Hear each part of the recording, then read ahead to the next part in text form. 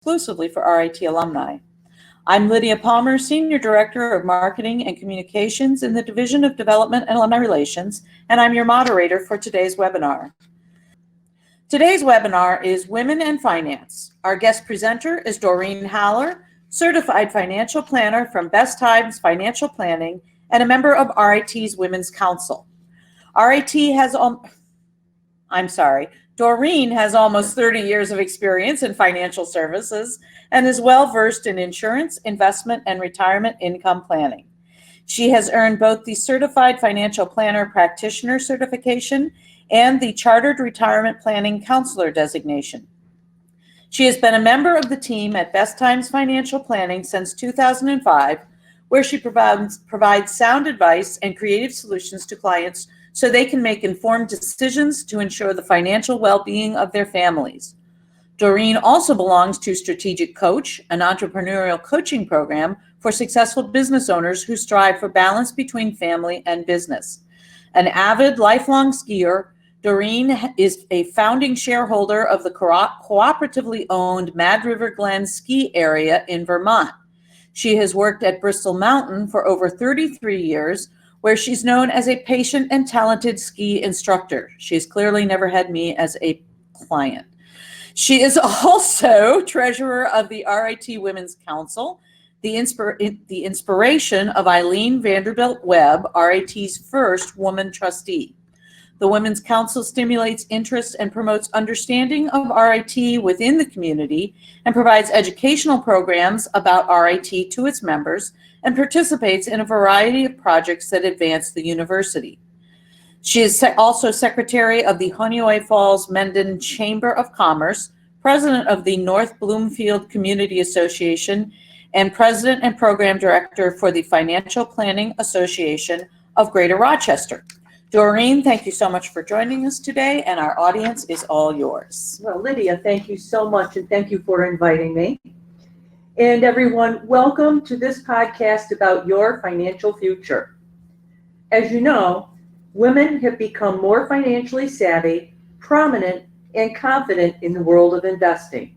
But for many women, it's not simply a matter of picking up the phone and calling an advisor or using one of the many online investment websites. The nature and needs of women are unique, and understanding them is the first step toward being financially empowered. My goal today is to move you one step closer to your financial independence. There we go. Okay. Today, we're going to discuss the financially empowered woman and some of the factors motivating her. We will look at 6 potential financial scenarios that concern women and how to take action.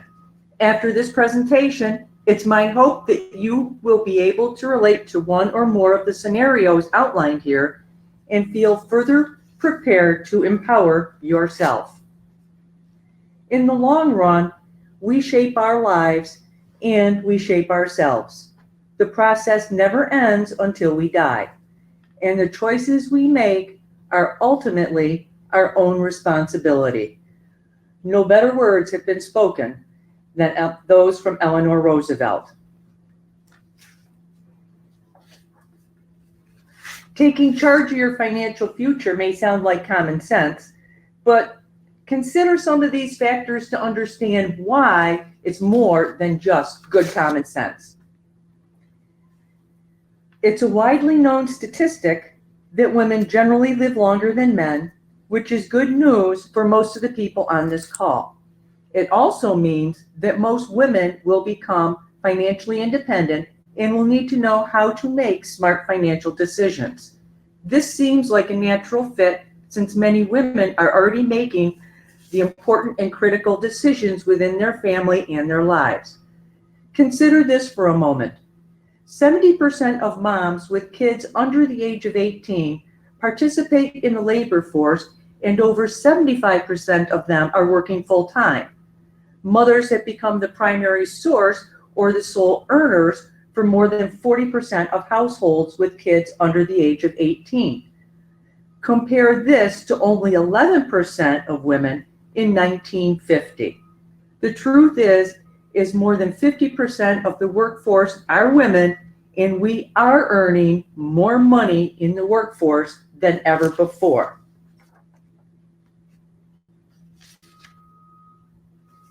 In 2016, 51% of the working women were in management or professional occupations, and 27% of them were chief executives. Taking these factors into consideration, it seems clear that women should feel confident about contributing to and driving their financial future.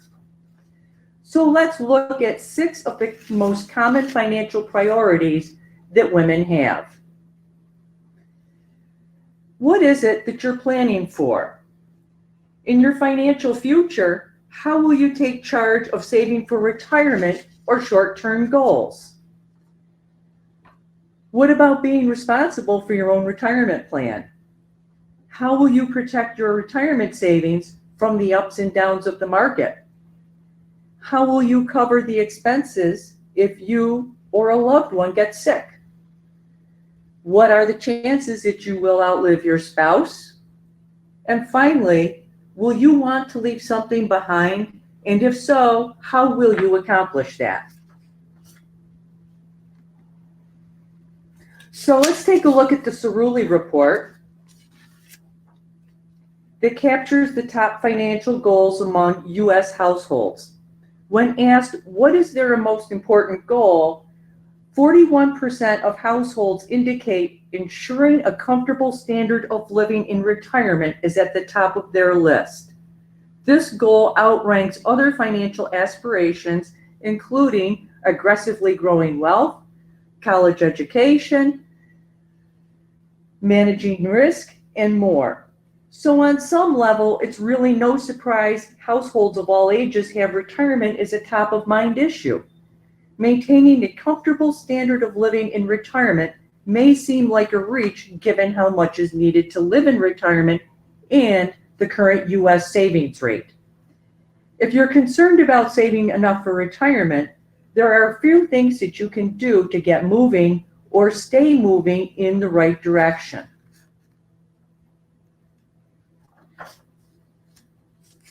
Women have many options for retirement to help reach their retirement savings goals. One of the easiest and most accessible savings vehicle is an individual retirement account or an IRA. Both a traditional and a Roth IRA offer the benefits of tax deferral for faster retirement saving. You can even have an IRA if you are a non-working spouse. A traditional IRA allows you to make contributions with pre-tax dollars up to a maximum contribution each year. You can defer taxes until the money is withdrawn, at which point the amount withdrawn is then taxable. Contributions to a Roth IRA, on the other hand, are made with after-tax dollars. Again, any growth accumulates income tax-free. However, when you are ready to take withdrawals, the withdrawals are income tax-free. So again, to contrast, a traditional IRA is a before-tax investment and is fully taxable when you go to take the money out. A Roth IRA is made with contributions with after-tax dollars and is income tax-free when you go to take it out. The maximum contribution for IRA deposits for 2019, that's this year, which you can make up until April 15th, 2020, is $6,000. If you are over the age of 50, then you can deposit an additional $1,000. In any case, avoid taking withdrawals from either a traditional or a Roth IRA prior to age 59 and a half, as doing so can generate IRS and tax penalties. Other investment products can be a part of the savings portfolio, such as mutual funds, bonds, and stocks. Each product offers its own features and benefits, but also its own risks and restrictions. The right financial advisor will be able to help you develop a savings strategy that works for you. The idea of a retirement plan is only somewhat familiar to some women, and that's because many of us miss out a few years working in the workforce because we have children or we step out of the workforce to care for elderly parents. Not being proactive during these times can work against your savings plan in the long run. Some working women may defer the majority of their retirement plans to their husbands. But for women in the workforce, one of the most beneficial retirement savings options for women is an employer-sponsored plan. So if you work for a corporation, that might be defined as a 401k. If you work for a university, a school, or a hospital, it's called a 403b. If you work for a government institution, it's called a 457 plan. Essentially, they are all retirement plans. It just determines which section of the IRS code, tax code, this plan is associated with. Up to 62 million wage and salaried women ages 21 to 64 working in the U.S., only 45% of them participate in a retirement plan, according to the Department of Labor. Remember, even small amounts can earn interest and add up over time. When working with people who are just getting started, I tend to recommend that they contribute as much as possible to the retirement plan in their early years so that when they want to start a family, buy a house, then they can cut back on their contributions just a little bit. Doreen, I'm sorry. We do have a question. Do you have some suggestions on finding a financial advisor you can trust? Yes, I do. Certainly you can ask people, your friends or family, if they have someone that they work with. You can also check the CFP board, Certified Financial Planner Board, and it's called Planner Search. And they will give you all the certified financial planners in an area that you are looking for. The other thing that I would highly recommend is that you also go on to FINRA, that's FINRA, and do a background check on your advisor. The FINRA will advise you as to what states you are licensed in, and it will also tell you if you have any censures or disclosures on your record. A very valuable source of information. And is the CFRP designation, is it in any way similar to the way real estate professionals work, where there is a title that is someone who is clearly representing the buyer versus representing something else? That's a great question, Lydia, and that's something that's been going on in the financial world recently. And that is what we call a fiduciary duty. And as a certified financial planner, every certified financial planner has a fiduciary duty. That means we put your interest first. Great. If there are any conflicts of interest, we will disclose them, but it is always a case that your interests come first. Great. Great question. Thank you. Okay, back to retirement sponsored plans here. Your employer-sponsored retirement plan allows you to save every payday on a regular basis. A set percentage of your wage is contributed to your retirement account before taxes, and any growth is not taxed until you begin taking withdrawals. We recommend saving a percentage of your income rather than a set amount. By saving a percentage rather than a set dollar, your contributions will be keeping pace with any pay raises that you may receive over the years. There are 3 key advantages to saving for your retirement in this way. First, you get the immediate tax break. Second, you get tax deferral. And third, it's consistency of savings. The money that you set aside is deducted from your paycheck before your wages are taxed. Since the money is not included in your current taxable income, you pay lower current federal income taxes and in most cases, lower current state income taxes. The more you save, the lower your current income taxes. Again, taxes will not be due on the money you save in your retirement plan or on any investment earnings until you take money out. This helps to speed the growth of your retirement account. Taxes will be due upon withdrawal, and again, any withdrawals prior to 59 and a half may be subject to an IRS additional penalty. So let's take a look at this slide for just a moment, and let's assume you get paid bi-monthly and you get paid $1,500 bi-monthly. You're in the 25% tax bracket, and you determine that you don't want to put any money into the retirement plan. Your take-home pay then will be $1,125. If we say, let's assume we want to save 10% for retirement.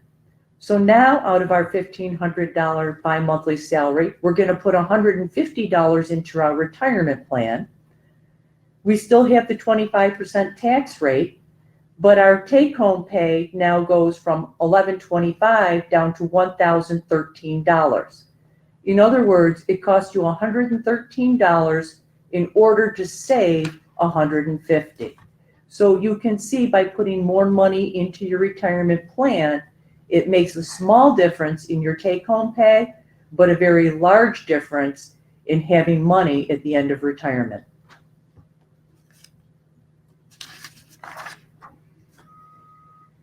Saving on a regular basis at scheduled intervals may help to take advantage of market highs and lows. Over time, fewer shares are purchased when the price is high, more shares are purchased when the price is lower. The dollar cost average per share will be lower than the average price per share. Dollar cost averaging, which is also known as periodic investing, cannot assure a profit, and of course it cannot protect against a loss in a declining market. Periodic investing programs involve continuous investing regardless of fluctuating price levels. As a result, you should really consider your financial ability to continue purchasing shares through periods of low price levels.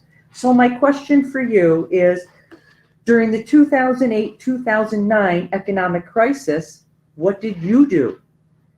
Did you continue buying and continue investing into your 401k or your retirement plan, or did you stop? I can tell you I encountered many people that thought they had to stop because the market was so bad. I encouraged them that even if they felt they could not invest in the market, continue to put the money aside. Don't give up the free money that your employer is giving you with the match. And at the very least, put it into a money market account so when you're comfortable, you can put it back into the market. The bottom line is, it's tough. You got to have an iron gut sometimes, but when the market is low is really the best time to be investing. Remember, always set aside at least the minimum, whatever amount it is that your employer will match. The limits for 2019 retirement plans this year is $19,000. Unlike your IRA, that money must be in by December 31st. If you are over the age of 50, yippee, you have additional contributions that you can make, and you can contribute an additional $6,000. That changes every year, and next year will be a higher dollar amount. And Doreen, a point of clarification, that is your personal contribution. It does not count the money that is being matched by your That is employer. correct. Mm-hmm. Big distinction. Big distinction.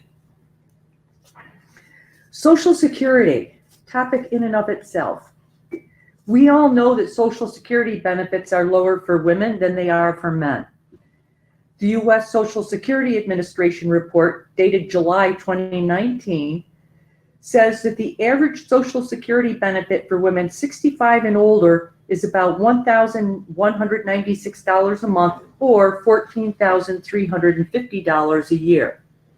Compare this to about $1,503 a month, or $17,600 a year for men age 65 and older. And unfortunately, it's in light blue and you cannot see that number, but that number for the men's side is $17,600.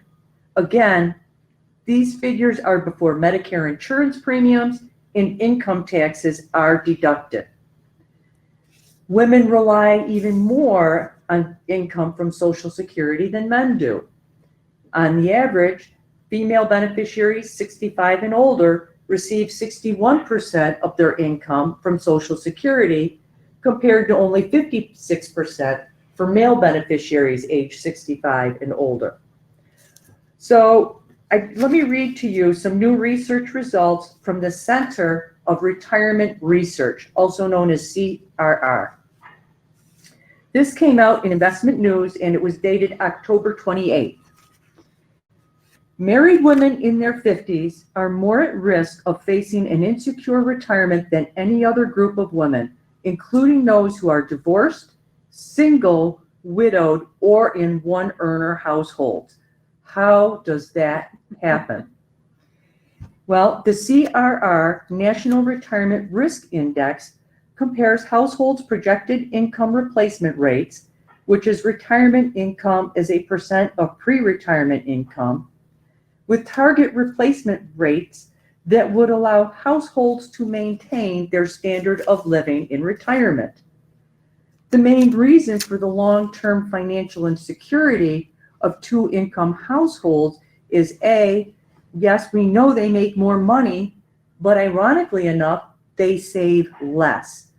Often, only one spouse in a two-income household is saving for retirement and typically not saving extra for his or her non-saving spouse.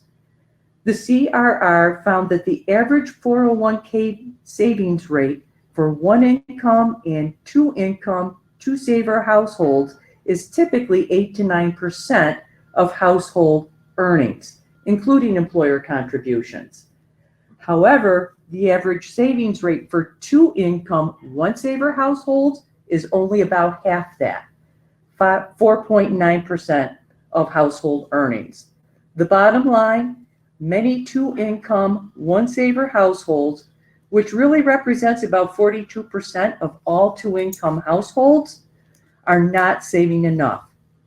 Spouses who have access to a workplace retirement plan would have to save 16% of their earnings to match the overall savings rate of the two-income, two-saver household.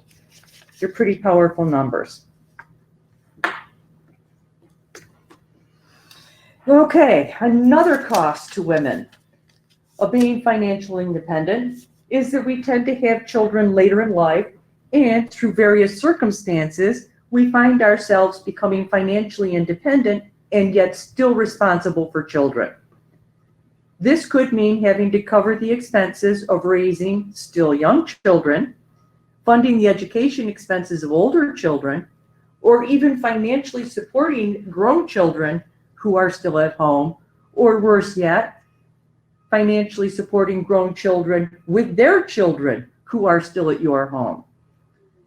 It's costly, it gets expensive. And then we're going to talk about education. Public four-year colleges, on average, charge $21,950 a year in tuition, fees, and housing for in-state students. That adds up to about $87,780 over 4 years. If you want to go to a full-time and be out of state at a public college, then the cost goes from $21,900 to $38,300. Private nonprofit four-year colleges, however, charge on average $49,870 for tuition, fees, and housing. When you multiply these costs over 4 years, if you're lucky, it can add up to a sizable amount. And I say if you're lucky because more students are taking 6 years to get that 4-year degree. So that $200,000 just went to $300,000. And that's a big debt to have to get out from underneath. And that's undergraduate. And that's undergraduate, correct. Yeah, if you go on, Yeah. it goes up even more. Yes, it does. The sandwich generation. We are also faced with being financially independent and caring for our aging parents. They may not have saved enough for their own retirement, or they need additional support, whether it's emotional, physical, or financial. Women, of course, are often tasked with taking care of aging parents. The impact of healthcare expenses and long-term care are more than just financial. The sandwich generation refers to those people who are sandwiched between raising kids and caring for elderly parents. Currently, 1 in 8 Americans ages 40 to 60 is a member of this group. And as more individuals retire without enough savings to live on, this generation continues to grow. So let's take a look at some of these numbers. 44 million people provide care to a relative or a friend. 61% of those are women. 33% of those women have decreased their working hours as a result of caregiving, and 16% of those women quit their job to give full-time care. I have been one of those women. I have reduced my hours. It's been tough. It wasn't just once, it wasn't twice, it was 3 times. And it put a very big dent into our financial security that then we had to scramble to try and make up. When it comes to your own health care, according to HealthView Services in 2015 Retirement Healthcare Cost Data Report, estimates show in 2015 that during our retirement years, a 65-year-old female is projected to spend $21,578 more in total health care costs than a male of the same age. So we're going to spend $21,578 more than our male counterparts for our health care costs, being the same age. 2017, healthcare costs are about 18% of people's income. All of this information adds up to the fact that women have additional challenges when it comes to healthcare. We live longer than men, giving way to potential increased healthcare costs and an increased risk of needing long-term care. Coupled with taking care of loved ones and the costs associated with that care, women need an action plan to be prepared.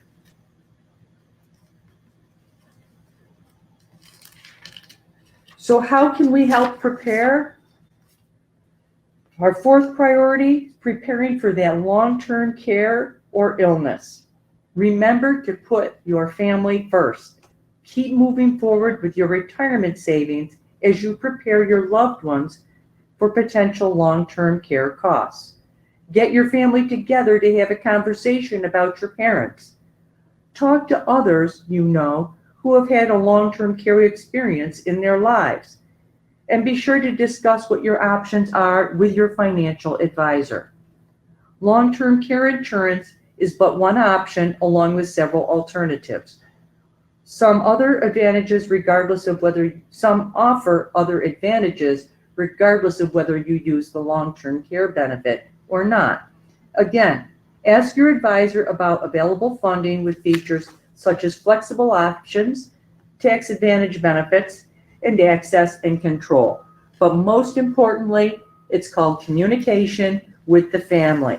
Everyone needs to know what is the plan. Doreen, question on long-term care. So the policy premiums are going up, up, up, and up in long-term care. Is it still making sense for women in their 40s, early 50s to invest in a long-term care policy, or should they take that money and invest it in some other vehicle? So the alternative is they now have products available that are a hybrid of long-term care and life insurance. Those products do not have increasing premiums. The difference is with traditional long-term care insurance, usually you have an inflation protection on the daily benefit. With the hybrid policy, there generally is not an inflation protection. So traditional long-term care tends to be a use it or lose it contract, whereas the hybrid knows it will always pay out, because if you do not use the long-term care benefit, it will pay out a death benefit upon your passing. With premium increases, and I know I've seen a lot of premium increases over the years, in some states more so than other states. You can't see me rubbing my eyes No, and every I'm not- time I get the letter that says your premium is going up 300%. Mhm. But there are alternatives that you can do. And a lot of times I see that they send you out 2, maybe 3 different choices, but I have found if you call the company and ask for alternatives, they are available. Here's an example. So I have a client that had a daily benefit of $300 a day. And based on the inflation protection, they actually had coverage for $420 a day right now. In New York State, the average cost is $330 a day.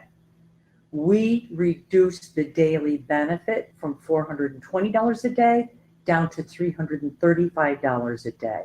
And that saved them almost $500 on their policy. So there are options that you can do. Great question. How do you want to be remembered? And if you've considered your legacy, then congratulations. You're already planning ahead, and like so many other women, thinking of your loved ones. Whether you want to leave a legacy behind for your kids, your grandkids, other loved ones, or even a favorite organization, careful planning is essential to make the most of your assets. Estate planning is essential to ensure that your assets are utilized and distributed according to your goals and objectives. A number of financial options are available to help you protect and increase your legacy, including life insurance, annuities, and trust planning. For example, a life insurance policy can provide benefits needed at the time of a death to cover expenses, provide income for survivors, or to tax efficiently pass assets to a charity. Proceeds from life insurance generally are not subject to federal income tax, and if properly structured within a trust, benefits are exempt from estate taxes. Another effective financial solution is an annuity. Your advisor can show you ways to use an annuity to create wealth for your children, your grandchildren, and generations to come. There are many options available to you. So talk with your advisor about the legacy that you want to create. And because federal and state estate tax laws can be complicated and vary from state to state, be sure to work with your advisor to develop a comprehensive estate plan strategy that protects what you've accumulated while putting plans in place for tomorrow. So, what are some of the steps that you can take to get started today and own your financial future? First, visualize your retirement, then plan. Budget. Know where your money is going. Spend less than you earn. Build smarter safety nets. Make sure you have emergency funds or insurance on hand to pay for the unexpected. Don't put them on your credit card. And don't take money out of your retirement plan. Those are your items that generate interest. And you don't want to be paying interest, even if it's back to yourself. Eliminate debt. Start with the highest interest rate first. Be a smart investor. Don't be afraid to ask about investment fees and or commissions. Buy assets that generate income. Remember, though, to consider any tax implications of any transactions. And last, always know where you are financially. Don't guess.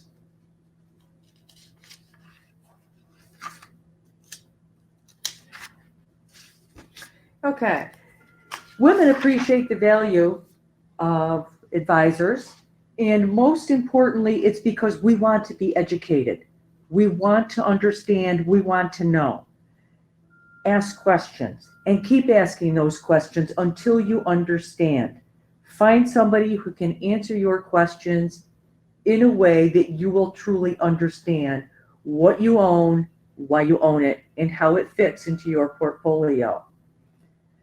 And we find value in the advisors of those that we trust and we tend to be more confident about their financial security when we work with a trusted advisor. So as an example, 67% of women believe that financial advisors provide value beyond what you could achieve on your own, as opposed to 52% of men. 56% of women believe professional financial advice is worth the money paid for, whereas only 42% of men find that. Interestingly, 64% of women trust the advice of a broker, a financial planner, or an advisor, whereas only 51% of men do. As a matter of fact, though, research shows that women value working with a financial professional who will help them achieve their goals.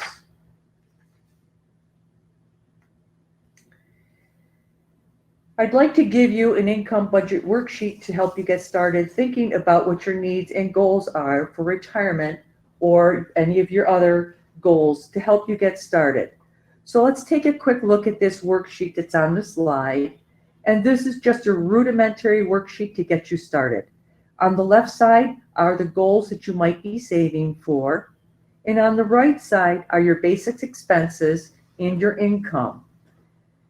You should be able to offset your needs with your income and still be able to save a little bit. If you want a more detailed worksheet, just send me an email and I would be glad to get you out a very detailed worksheet. I'd also be happy to discuss any of the ideas and products covered in this presentation today as they pertain to your specific strategy. All right. So thank you very much. If there's any questions, I would love to have some questions. Yes. So, we have one question here. So Karen is asking if there's a link. I think if you either email Doreen or if you email RIT alum at rit.edu and tell us that you're interested in the worksheet that Doreen showed, we'll be happy to send that out to you. I believe we may also be able to attach the worksheet that you show in the presentation to the recording when it comes out in a week or so. So we're happy to do that as well. And if you want a more detailed tool, Doreen is able to provide that to you. Okay. So here's one question that we have is there an advantage to women managing their own investments separately from their spouse, or is there an advantage to combining and working in a singular household investment model?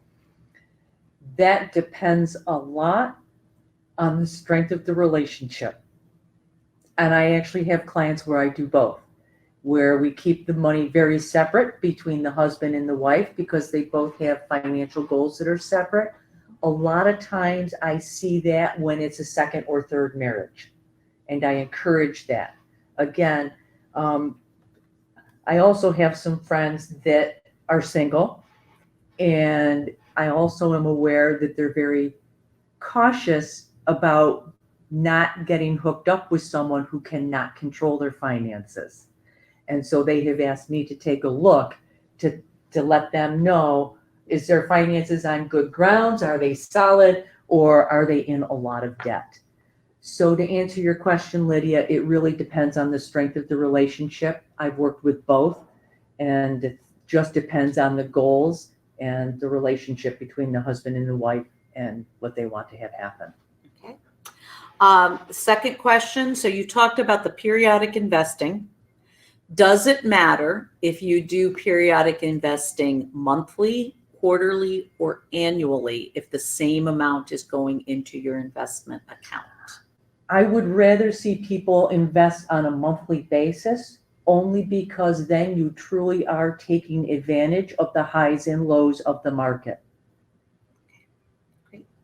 Question from Kathleen. She says, thank you for the presentation.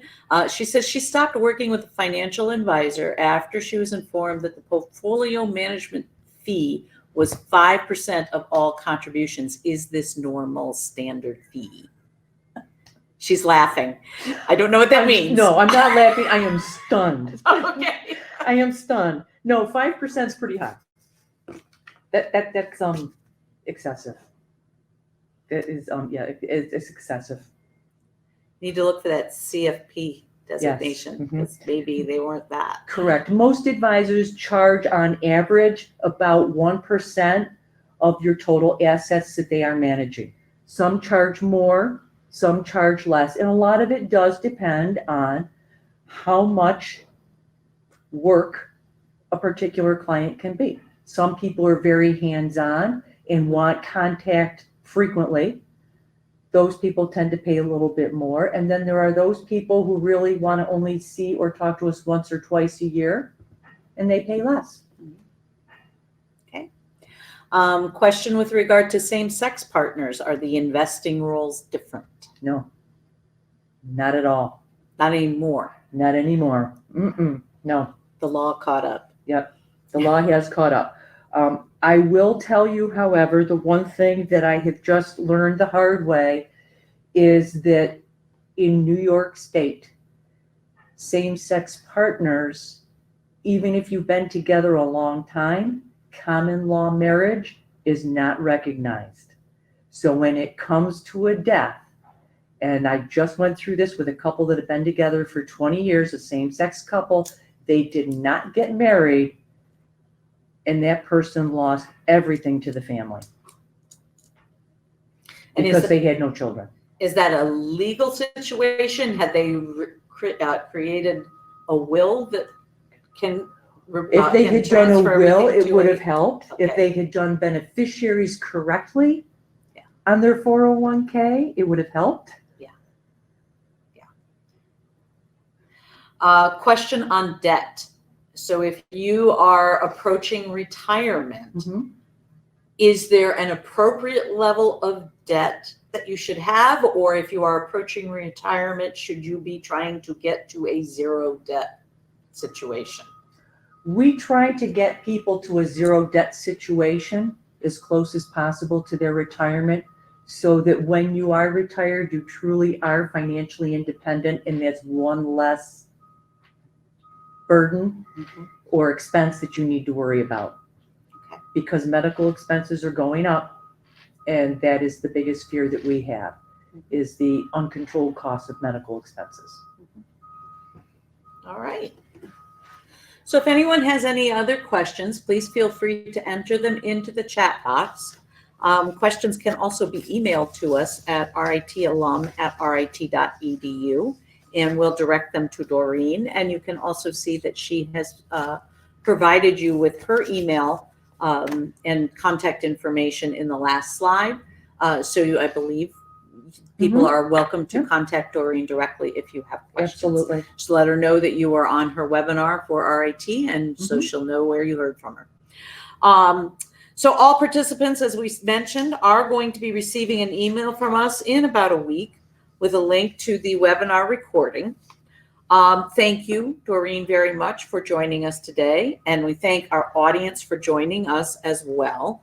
Next Wednesday, please consider joining us on December 11th for New Year, New Career, Jumpstart Your Job Search in 2020.